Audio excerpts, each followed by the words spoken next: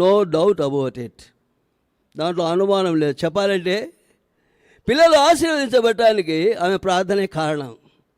తల్లులు అయిన వారు జ్ఞాపకం పెట్టుకోవాలి, తండ్రులకు బాధ్యత లేదని కాదు, ఉంది.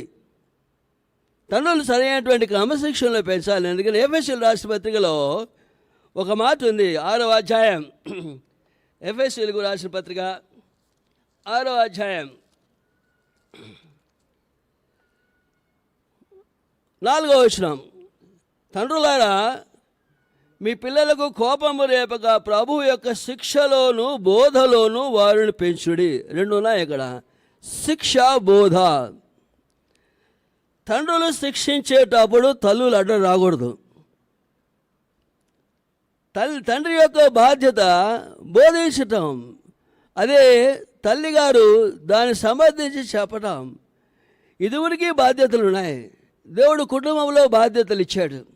అలాగే చెప్పాలంటే జోసెఫ్ గారు